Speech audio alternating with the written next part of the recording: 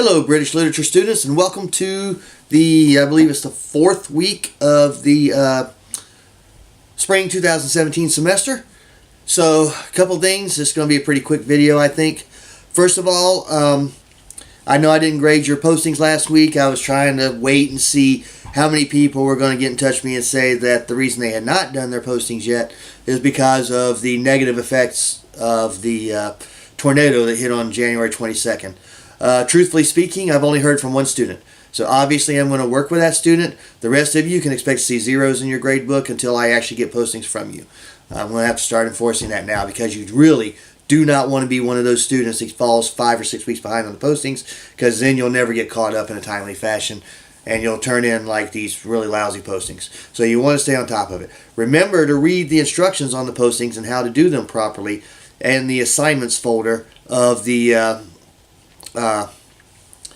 D2L, and make sure that you follow those instructions closely, because I'm going to be grading you on whether you've actually read the instructions or not. For example, if you don't have any direct quotes in your poem or in your posting, well, then I'll know you didn't look at the instructions very closely. Alright, this week's readings. We're going to start with Mary Wollstonecraft. You saw her last week as she responded to Edmund Burke's reflections on the Revolution in France.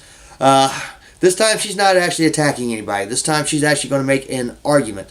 Mary Wollstonecraft was the first true feminist writer.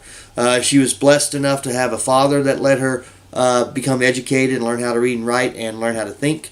And she also had a husband in Edwin Godwin, who actually loved her and allowed her the freedom to write and do whatever she wanted.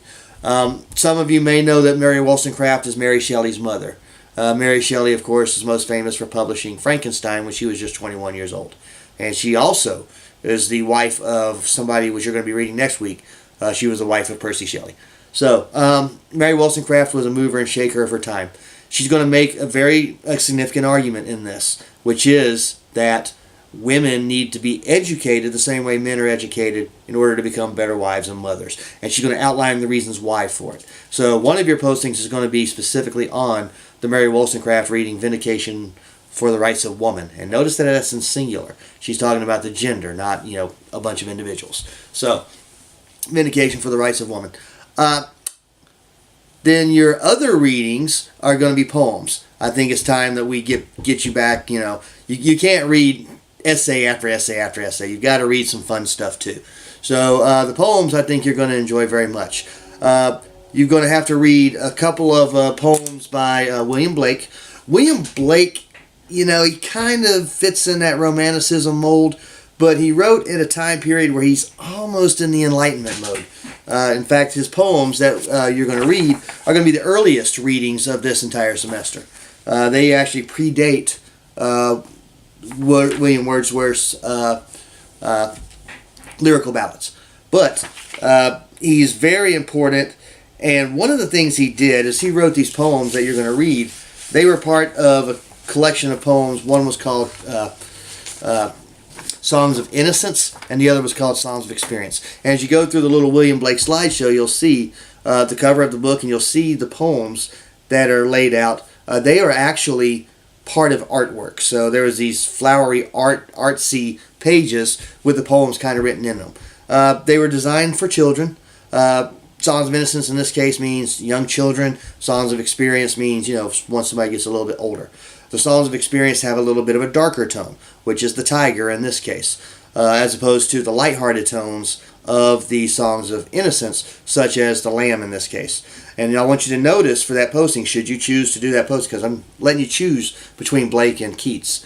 When you do that, I want you to notice how both the lamb, which is very gentle, and the tiger, which is very ferocious, were both made by the same creator. And so, of course, you ask that question in the tiger. Did he who made the lamb also make thee? And it's a good question to ask. Why would God put such a ferocious creature? What I do not want you to do if you choose this one is to call the tiger evil. Tigers are not evil by nature. Yes, they kill, but they kill to live. They don't kill out of fun. So, an evil creature would kill for fun. Tigers kill because they're carnivores and they need to eat meat, so they go out and kill it. All right. But aside from that, if you choose that one, notice how those two poems look at the Creator from two different sides. William Blake was extremely religious. In fact, he may have even been a little crazy over it because he thought he had visions that he could see into heaven, actually, and he could communicate with the angels while still alive. But that part aside, it still is an important poem. All right. Now, if you choose Keats, I've chosen the Elgin Marbles, or On Seeing the Elgin Marbles, and I've chose Ode on a Grecian Urn. One of the themes of these two poems, and this is what your posting is going to ask you to talk about, is immortality, eternal life. Do we want it? Is there a downside to immortality? Keats was very obsessed with death. He was very obsessed with what would happen if we could live forever.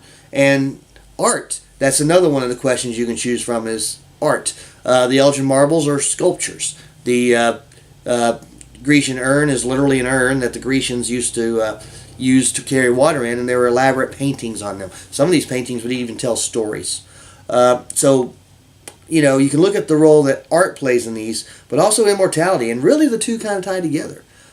Notice how the lover in the Grecian urn is just about to kiss his bride, his girlfriend, and they're frozen in time, and they are this close. They can't quite make it, And so he's going to spend, eternity in existence because he is immortalized on this urn, but he's never going to get to kiss the girl. But hey, the bright side is she'll always stay young and pretty forever and ever and ever. And of course, Keats died ironically, with his obsession with death and immortality, he died at a very young age. He died at 25. And if you look at the Keats section of our textbook, you'll see he produced a lot of work in 25 years. As a 25-year-old, I should say. More work than some poets produced when they lived to be 90. So he was a very prolific writer, but he was also a very good writer. And so if you should choose one of those postings, think about how art is treated, or think about how the theme of immortality is treated. So that's this week's postings. Again, on Monday, I'm going to start grading them. I slacked off a little bit because, first of all, I was working on the relief efforts, trying to help people that were affected by the tornadoes. But now I have to get back and do my real job. And then the second reason is because I wasn't sure how many of you were affected by the tornadoes negatively, and I did not want to penalize anyone who had been affected. And so the one student that's communicated with me won't be penalized, but the rest of you, it's time to get going.